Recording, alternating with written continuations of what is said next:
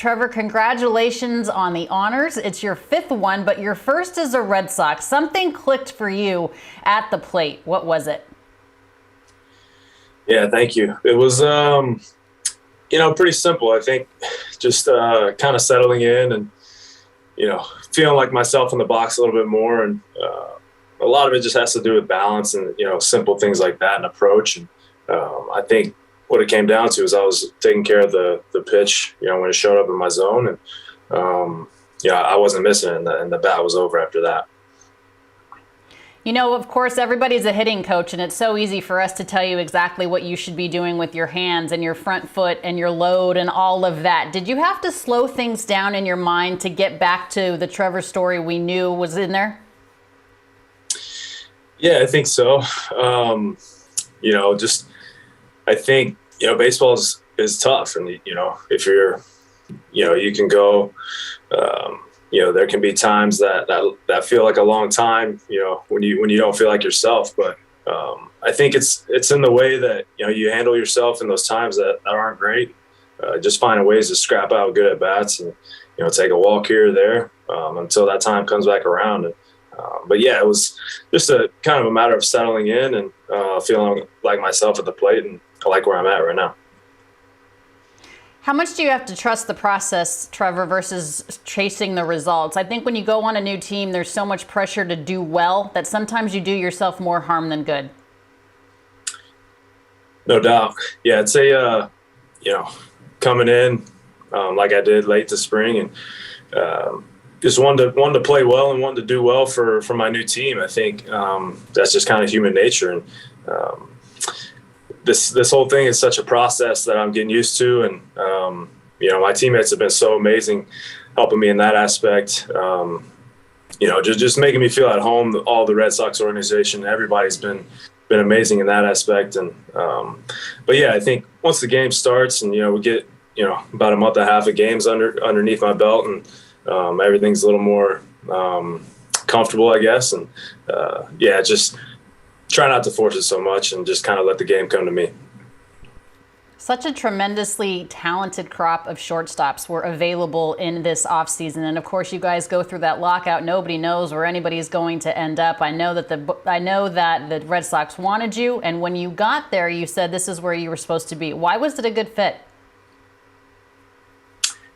Yeah, I think just kind of looking at the roster and the team, seeing what they did last year, and thinking how cool it would be a part of something like that. And I think that was something that really drew me to the Red Sox. And, talking with Bogey and AC and Kike and Nate and all these guys reached out to me, and, they let it be known that, they wanted me on the team too. And, going to play second base somewhere, that wasn't a small thing for me. I think, for the right situation, the right team, and, I kind of had to be perfect, and I felt like this was it.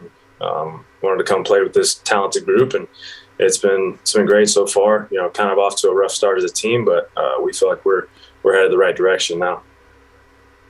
Trevor, what's harder, hitting 3 home runs in a game, then hitting a grand slam the next day, or dealing with sleep deprivation from having an 8-week-old?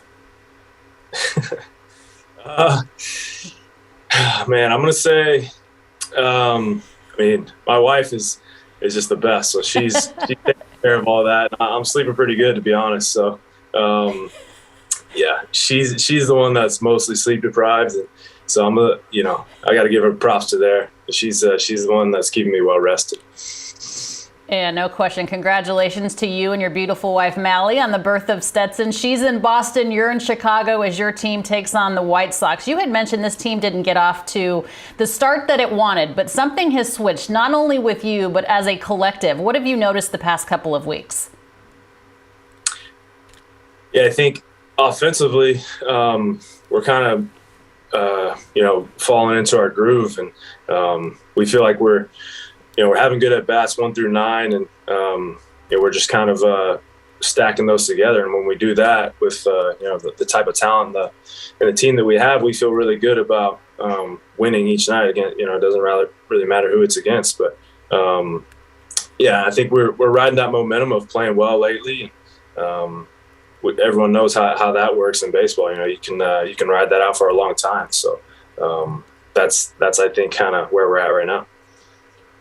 And the fans love it, but Trevor, there's something about those fans in Boston. It's not about loving it. They expect it. They expect this club to play well. What's been your experience playing in one of the most iconic parks at Fenway and just playing and it being expected to perform in front of this fan base? Yeah, you're right. It's definitely expected, and you know that coming in, and you don't really get the true feelings of it until you're in it, and I think the biggest thing is, I've just tried to embrace it. And I think, you can't run, from the bad times. And, the fans are so passionate, they'll let you know when they're happy with you, and they'll let you not. But I think that's what makes it special. And I think, you want to play for fans like that and an atmosphere like that. And it's been great. All right, Nick Pivetta on the hill for you guys tonight against Cease and the Chicago White Sox. What can you tell us about Pivetta that we may not know? And I think the thing that sticks out to me is he's just such a competitor out there. He attacks, and I love the pace that he pitches at. It's easy to play behind, and I think obviously coming off of a CG is pretty nice too. So excited to get out there. Yeah, those are pretty rare in today's game, as you know better than anybody. Alex Cora, your manager, just recently surpassed the 300 win mark as a manager there. What's it been like playing for him? Man, it's been amazing. AC is one of the best there is. I think the thing I've been so impressed with is communication and just the positivity. He's had my back all the way, and I think just that goes a long way, I think, for players. And he's been amazing, and just very, very thankful that he's the guy at the head, and that he's on our side. You are a sneakerhead. We know this about you, Trevor Story. So did you use any of your contract money to buy 1 million pairs of more Nike sneakers, or maybe a controlling an ownership interest in the Dallas Mavericks? Yeah, I wish. No, yeah, definitely keeping up with the Mavs. Down 3-0, it's kind of tough right now. Hopefully we can, do something crazy, but no, I've learned to be more selective with my shoes. I'm very, I got a big inventory, so I'm trying to keep it small now and just be very selective of what I get. And I think a lot of that has to do with Mally. So. Yeah, Mally needs space for Stetson sneaks now. Trevor Story, the AL Player of the Week, presented by Chevrolet. Such a great couple of weeks for you. I love it for you because we knew you had it in you. Thanks so much for your time.